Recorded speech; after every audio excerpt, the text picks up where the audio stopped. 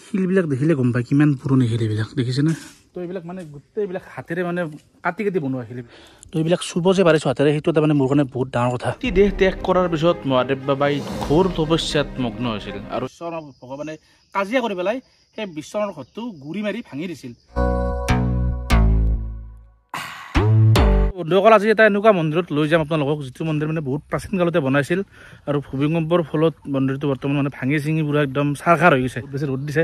বহুত বেছি গৰম হ'লেও আপোনালোকৰ কাৰণে ভিডিঅ'টো আজি বনাবলৈ লৈছোঁ তো ব্লগ ভিডিঅ'টো আমি আৰম্ভ কৰোঁ ওলাই আহিলোঁ হাৰা স্কুটিখন লৈ পেলাই আৰু বৰ্তমান আমি আহি পালোঁ ৰঙিয়া এইখন ৰঙিয়াৰ ব্ৰিজখন খুব ধুনীয়াকৈ বনাইছে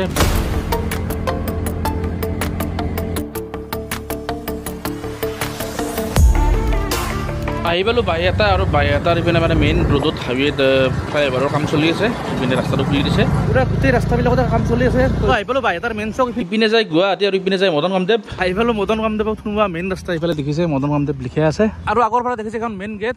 তো ইমান ৰ'দত কষ্ট কৰি গাইজ ভিডিঅ'বোৰ বনাব অলপমান ছাপৰ্ট কৰি দিব আৰু চেনেলটো প্লিজ ছাবস্ক্ৰাইব কৰি পেলাই অলপমানটো দবাৰে ভিতৰৰ ফালে সোমাই এই কিবা এটা বহুত বেছি ভাল হৈ গৈছে চাৰিওপিনে পাহাৰ আছে আৰু আগৰ ফালে আমি আগবাঢ়ি আছোঁ খুব ধুনীয়া ঠাই হৈ কিনে একেবাৰে মেইন ডোৰ এখন তো ইয়াৰ পৰা সিধাই পৰা সোমাই যাব লাগিব ফাইনেলি বহুত দূৰ যাত্ৰা কৰি আহি পালোঁ প্ৰথম সোমাই কিনে প্ৰথমতে পাব আপুনি এখন ধুনীয়া পাৰ্ক চাওক এইফালে কি ধুনীয়া এখন পাৰ্ক বনাই থৈছে আৰু ওপৰ ফালে এইবিলাক কি আছে গম নাপাওঁ চাম বাৰু অলপ দেৰিকৈ গৈ পেলাই এখন থৈ লৈছোঁ আৰু এই মদন কামদেৱৰ আচৰিত ৰহস্য বৰ্তমান দেখুৱাই আছোঁ আৰু বুজাই আছোঁ তেনেকুৱাকৈ পাহাৰৰ ওপৰত উঠি আছোঁ আমি পাহাৰৰ ওপৰত উঠিব লাগিব এইটো চিৰি আছে আগত উঠিবৰ কাৰণে এনেকুৱাকৈ চিৰি বনাই দিছে অলপ ওপৰৰ ফালে উঠি যাব লাগিব আমি এনেকুৱাকৈ চিৰিৰে ওপৰত উঠিব লাগিব আমি এটা বস্তু আনিব পাহৰি গ'লোঁ যদি আপোনালোকে ইয়ালৈ আহে তাৰ লগত পানী বটল লৈ আহিব কাৰণ ভাগৰ লগা ওপৰত উঠিলে এইটো মেইন মন্দিৰ পাইছোঁ আৰু আমি আহিছোঁ এইটো ৰাস্তাৰে কিন্তু এইটো এটা পাহাৰৰ ওপৰতে শ্বৰ্টকাট আছে যদি এইটোতে আহে এনেকৈ মন্দিৰ পাব সেইটোৰে আহিলেও মানে মন্দিৰে পাব তো এইটো হৈছে মেইন মন্দিৰ চাওক ইয়াতে চব মানে শিলবিলাক পৰি আছে চাৰিওপিনে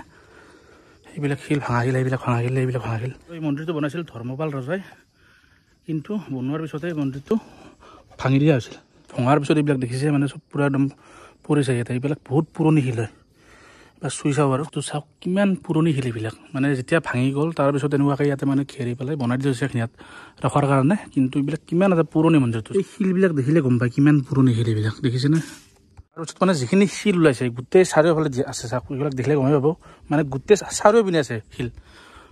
তো চিন্তা কৰক মন্দিৰটো কিমান ডাঙৰ আছিল তো এইবিলাক মানে গোটেইবিলাক হাতেৰে মানে কাটি কাটি বনোৱা শিলবিলাক হাজাৰ বছৰ আগতে কোনো মেচিনো নাছিল তো এইবিলাক মানে যিমানখিনি দেখিছে চব এইবিলাক হাতেৰে বনোৱা গোটেই শিলৰে কাৰবাৰ চব ইমান দেখিছে চব এইবিলাক শিলে চাওক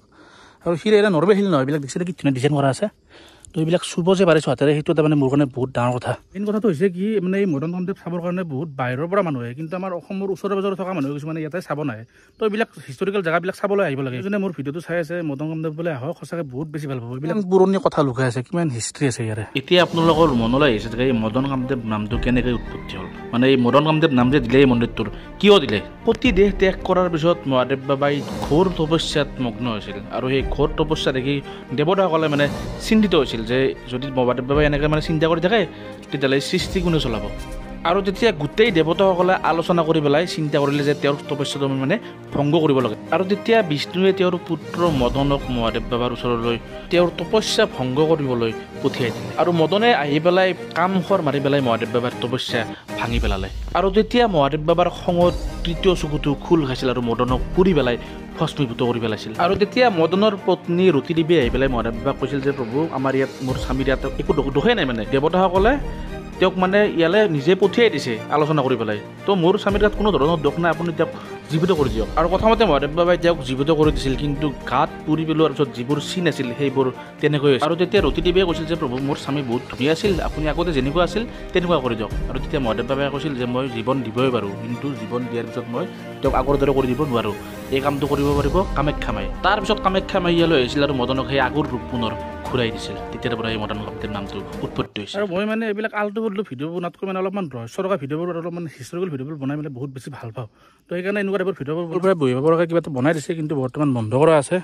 মানে ইপিনে মানুহ যাব দিয়া নাই সিহঁতে লিখাও আছে ইয়াত বহিব আছে কিন্তু বহিব নোৱাৰা কৰি দিছে দেখোন নটো কোনোবা কাটি দিছে তো নবহিবতো কাটি পেলাই নটো কাটি বহিব কৰি দিছে মই বোলো বহিব আৰু নবহিব মানে মানুহবিলাক আচৰিত ধৰণৰ এতিয়া নটো কাটি পেলাই বহিব কৰি দিছে চাওকচোন আৰু মই মানে এনেকুৱা ঠাইবিলাকত আহিলে মানে চেণ্ডেলযোৰ খুলি দিওঁ কাৰণ এইবিলাক মানে বহুত পুৰণি বস্তু ন এইবিলাক তো এইবিলাকত মানে আমি চেণ্ডেল আনাটো অনুচিত তো ইয়াতে আহিলে কোনোবাই প্লিজ চেণ্ডেল একদম নানিব কাৰণ এইবিলাকৰ লগত মানে ভগৱানৰ বহুত কথা জড়িত হৈছে এই মদন কামদেৱ মন্দিৰ দেৱানগিৰি পাহাৰৰ ওপৰত আছে এই যিখন পাহাৰ দেখিছে মানে এই গোটেই পাহাৰখনৰ নাম হৈছে দেৱানগিৰি পাহাৰ আৰু ইপিনেও কিবা কিবি আছিল কিন্তু মানে বৰ্তমান গেটত তালা মাৰা আছে চাগে ভিতৰত সোমাবৰ কাৰণে পাৰ্মিশ্যন নাই বৰ্তমান আৰু আপোনালোকে ইয়াতে পিকনিক খাব আহিব পাৰে মানে পিকনিকৰ এলাও আছে বহুত মানুহ আহে যদি আহে ইয়ালৈ আহিব পাৰে পিকনিক খোৱাৰ কাৰণে বহুত ভাল ধুনীয়া ঠাই হয় লগতে মন্দিৰত দৰ্শন কৰিলে লগতে খানা পিনা খোৱা হ'ল আৰু বিশ্বকৰ্মা পূজা আহি আছে তো এইবাৰ ভাবিছোঁ যে এই বিশ্বকৰ্মা পূজাত বিশ্বকৰ্মা ভগৱানৰ অৰিজিনেল ঘৰত যাম মানে বিশ্বকৰ্মা ভগৱানে মানে নিজাকৈ পুৰা ঘৰ এখন ধুনীয়াকৈ সজাইছিল আৰু মহাদেৱ বাবা আৰু বিশ্বকৰ্মা ভগৱানে কাজিয়া কৰি পেলাই সেই বিশ্বকৰ্মাৰ ঘৰটো গুৰি মাৰি ভাঙি দিছিল তো সেই ঘৰখনত এইবাৰ নেক্সট ভিডিঅ'ত লৈ যাম আচৰিত ৰহস্য পাব এই ভিডিঅ'ত আমি মানে দেৱকাদেৱ মহাদেৱ বুলি মানুহ সেই মহাদেৱ বাবাৰ লগত কাজিয়া কৰি সেই ঘৰটো বিশ্বকৰ্মা বাবাই নিজে ভৰিৰে গুৰি মাৰি ভাঙি দিছিল তো নেক্সট ভিডিঅ'ত সেই ঘৰটো দেখাবলৈ মই চেষ্টা কৰিম যদি ভগৱানে ভালে ভালে ৰাখে বাই বাই